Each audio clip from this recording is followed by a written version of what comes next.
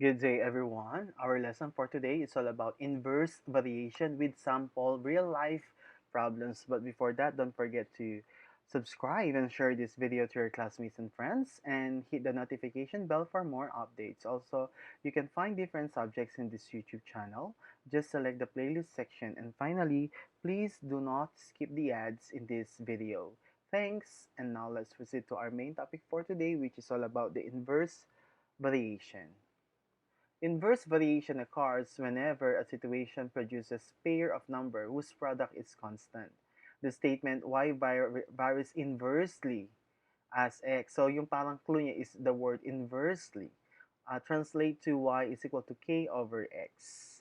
Or simply k is equal to yx. Where k, so pwede siyang ganito, that instead of using um, that instead of using y is equal to kx when we're looking for the k, this can be like this. It will become k is equal to y times x, right?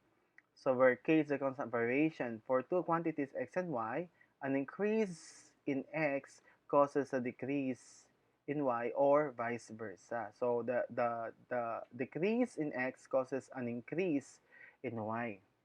No? Kaya siya inverse kasi ibig sabihin baliktad siya. Kung tataas yung isa, bababa yung dependent variable. Kapag naman bumababa si independent variable, tumataas si dependent variable. So, parang ganun siya. Now, para mas maintindihan natin siya, let's have an example. If x varies inversely as y, so very naman, easy to determine naman kasi from the word inversely, mas mabilis natin malalaman that we're talking about the inverse variation.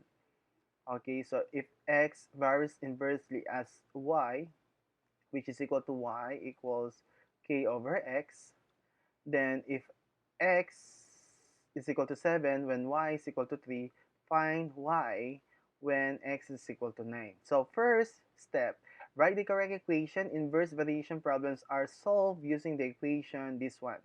So ito yung equation natin na gagamitin na sinulat ko kanina dito. So we have this one equation. So these are the solution. No? These are the solutions and these are the steps. For step 2, we have use the information given in the problem to find the value of k. In this case, you need to find k when x is equal to 7 and y equals to 3. So, yung first step natin is hanapin muna natin si k, no? Using the equation na sinulat natin sa step 1.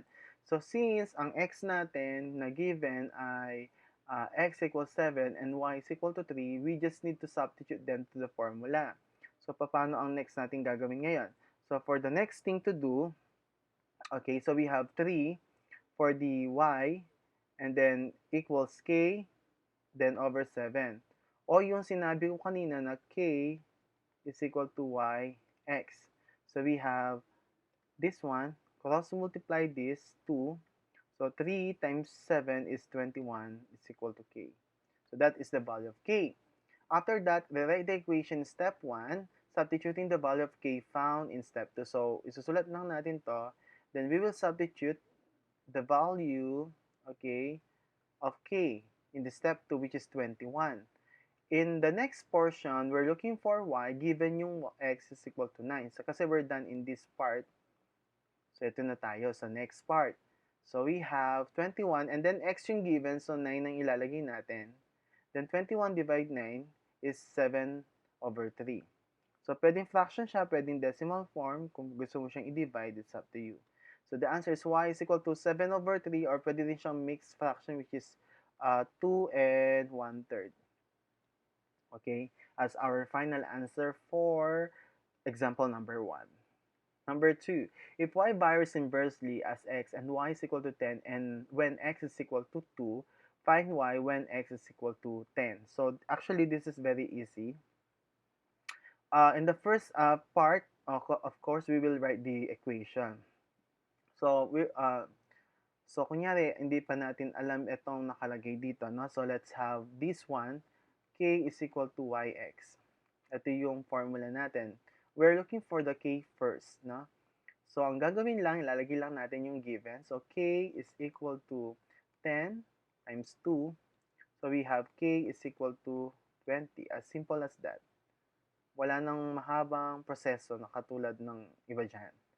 Okay, then after that, since nakuha na natin si k, isusulat ulit natin ito, or if yung gagawin natin is y is equal to k over x, such that yung k is equal to 20, ito yung nakuha natin kanina, 20, and dito, y ang hinahanap natin given that x is equal to 10. So, yung ilalagay natin is 20 over 10, and that is 2. Therefore, y is equal to 2. Ayan, base yan dun sa ating given solution. Okay? So, ganun lang siya kadali pagdating sa inverse. Another solution that we can use in doing this one is we can use this formula na pwedeng gamitin natin dito, that is x sub 1 times y sub 1, okay, and x sub 2 times y sub 2. Since k is equal to xy, then for any pair of x and y, x sub 1, y sub 1 equals x sub 2, y sub 2. So let's say that x is equal to 2, y is equal to 10, x is equal to 10, find y sub 2. So we just need to put all the given in the formula. So we have 2 times 10, that's 20, equals 10y, y sub 2, divide both side by 10, y sub 2 is equal to 2. So ito din yung makukuha natin, no, dun sa ating problem kanina. So halos same lang.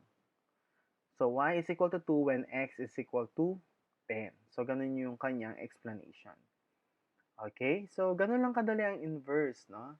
Another example, the volume of a gas in the container at a constant of temperature varies inversely as the pressure. So, ang inaano natin dito, parang ang sinasolve natin dito is yung volume.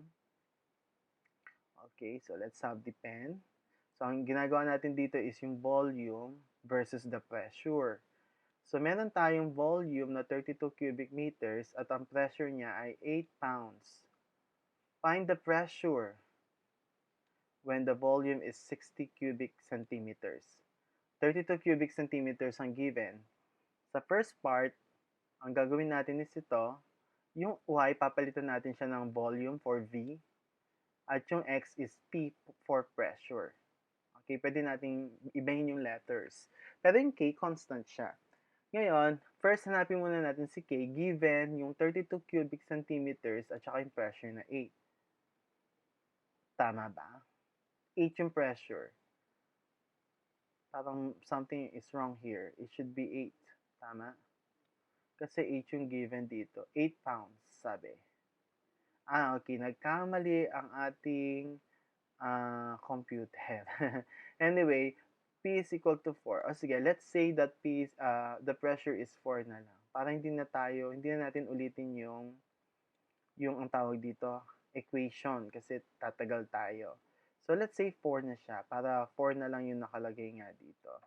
So, cross-multiply mo lang yan, and then 32 times 4 is 128. So, that's the value of K.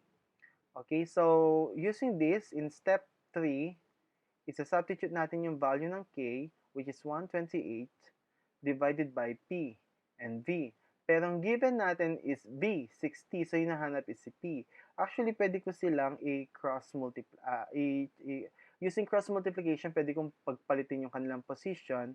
Pwedeng maging itsura niyan is P equals 128 over V. Pwede ko silang pagpalitin. Wala namang kaso yon. Kasi ganun din yung kauuwian niya, i-divide mo din. So, if V is equal to 60, i-divide natin si 128 kay 60. So, using your calculator, you will get 32 over 15 pounds. Okay? Yun ang kanyang magiging pressure. No? Using this equation na ginawa ko. If you want to use this one naman, pwede rin naman, V is equal to 60, P times 60 is 60P, and then i-divide ko rin naman siya ng by 60 nun, so ganun din siya. 128 divide 60 is 32 over 15 pounds. So, ganun din naman yung kalalabasan. Okay? So that's all about the inverse variation with sample real life problems. So with that, thank you very much for your listening.